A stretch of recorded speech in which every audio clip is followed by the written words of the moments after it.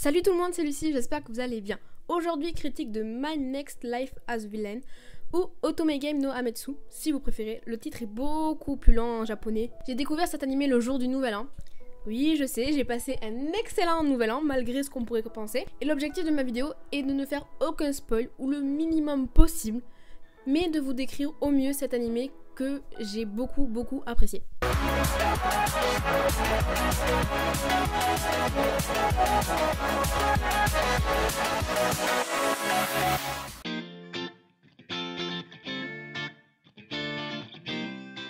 Avant de commencer, je souhaiterais qu'on ait tous les mêmes bases.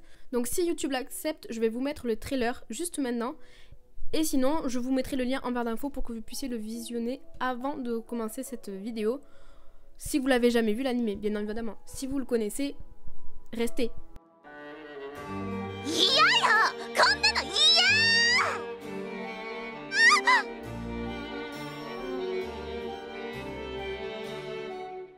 Otome Game no Akuyaku Reijou?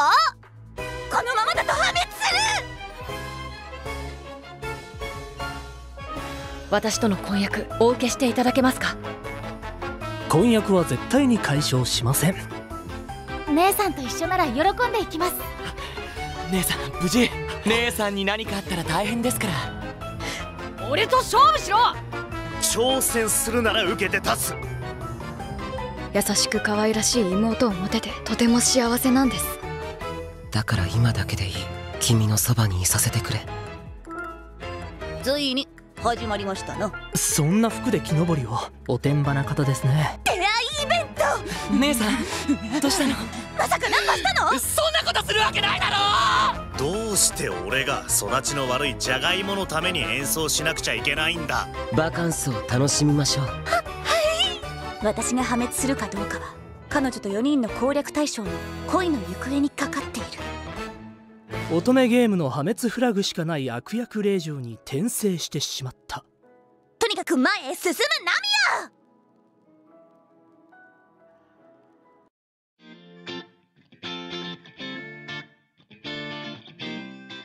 Maintenant que tout le monde est au clair et a vu le trailer, on va commencer par lire le résumé. Pour moi, c'est la meilleure façon de se mettre en accord avec ce qu'on va regarder plus tard. Si le résumé est bien et qui vous intéresse, ça n'annonce que du bon. Si le résumé est pas très bien, déjà, moi, ça me donne pas forcément envie de regarder. Donc c'est pour ça, on va voir ce que ça donne. J'ai pris le résumé sur le site de Nautijon, je vous mettrai le lien en barre d'infos. Katarina Claes est l'unique fille du duc Claes. Un jour, elle se cogne accidentellement la tête et retrouve tous ses souvenirs de sa vie antérieure. Celle d'une adolescente japonaise morte prématurément dans un accident de voiture. Elle réalise alors qu'elle se trouve dans le monde du jeu vidéo, Fortune Lover, et qu'elle s'est réincarnée dans la peau de la méchante rivale censée persécuter l'héroïne. Comprenant qu'elle risque de finir exilée ou assassinée, elle décide d'utiliser ses connaissances sur le jeu et la ruse afin d'échapper à son terrible destin.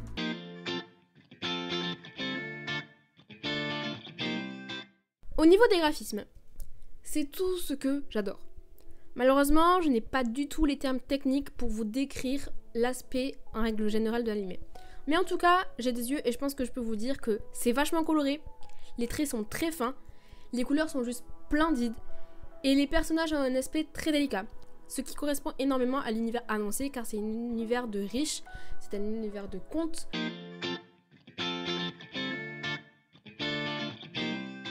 Cet univers est riche en personnages.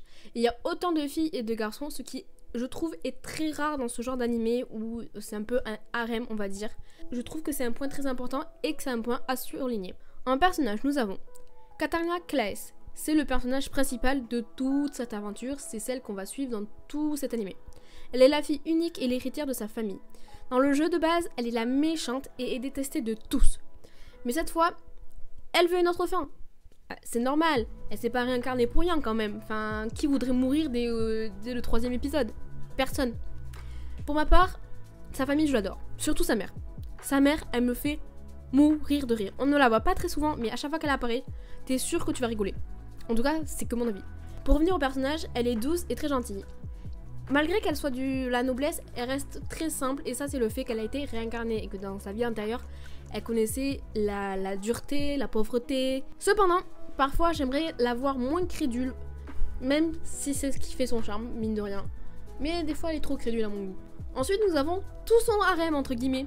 Quand je dis son harem, c'est les filles et les garçons qui l'accompagnent durant toute l'animé. Par ordre de découverte, nous avons Gordo. Excusez-moi pour les prononciations, hein. Je fais comme je peux. Gordo Stewart, qui est le 3e prince du royaume. Kate Claes, qui est son demi-frère.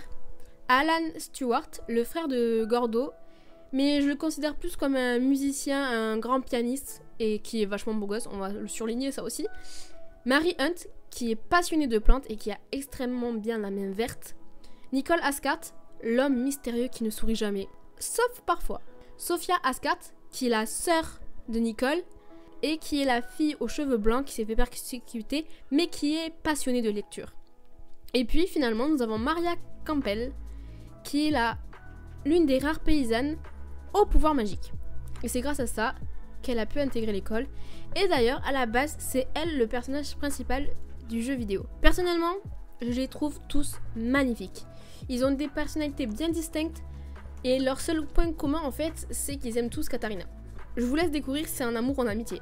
Ça, c'est votre problème. Mais voilà, ils ont tous des personnalités bien différentes. Et personnellement, mon préf, c'est Alan. Car il est musicien, sportif, il est pas débile, on va se dire, il finit 4e ou 3e, je ne sais plus. Et c'est un peu le bad boy entre guillemets de cet animé, même si clairement si ça c'est un bad boy, on n'a pas les mêmes définitions. Mais chaque personnage est spécial et mérite qu'on leur porte une attention toute particulière. Et même les personnages secondaires tels que Anne, qui est la domestique personnelle de Katarina, ou encore Sasaki. Sasaki c'est une collégienne, et je vous laisse le découvrir vous aussi, et voilà. Ces deux personnages, je les kiffe aussi. Sachant que je vais respecter l'engagement de ne pas spoil, je n'en dirai pas plus sur les personnages, je pense que j'ai déjà beaucoup trop parlé là-dessus d'ailleurs. Mais sachez que c'est rare que chaque personnage d'Anotome Game me plaise à ce point.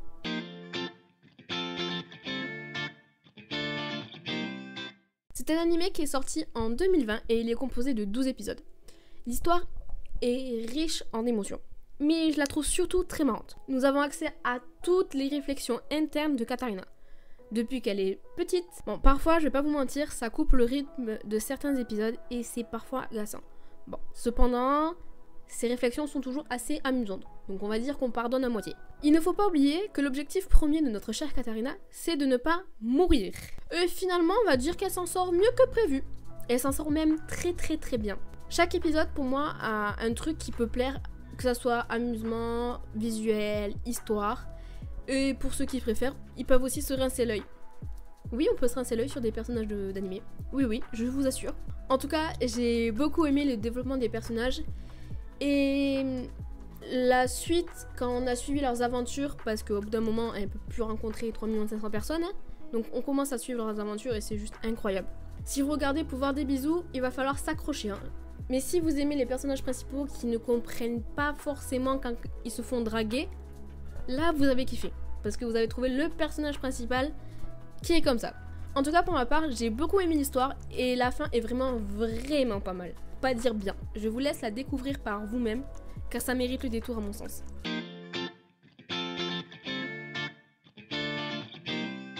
Finalement, je conseille cet animé à 1000%.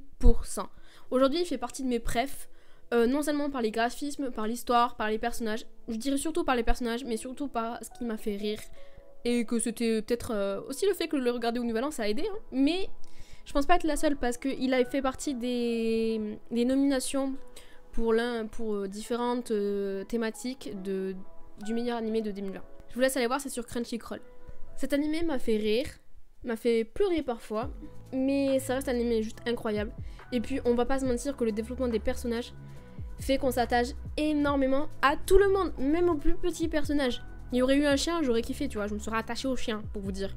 Je pense qu'il y aura 2 saisons. Je suis sûre qu'il y aura 2 saisons parce qu'elle a été annoncée. J'ai vraiment hâte de découvrir la suite, mais je vois pas trop comment ils peuvent continuer parce qu'en soi, là techniquement, quand tu joues sur ton téléphone, l'histoire est terminée. L'histoire est terminée au bout de 12 épisodes. Donc comment ça va se finir, comment ça va continuer, je sais pas.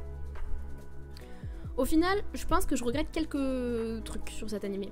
Il y a que 12 épisodes et du coup ça fait que l'histoire est très rapide. Il y a des moments tels que son enfance ou la relation avec sa domestique Anne par exemple, on les a survolés et j'aurais beaucoup aimé en savoir beaucoup plus, surtout sur sa relation avec Anne. J'aurais vraiment voulu en voir beaucoup plus.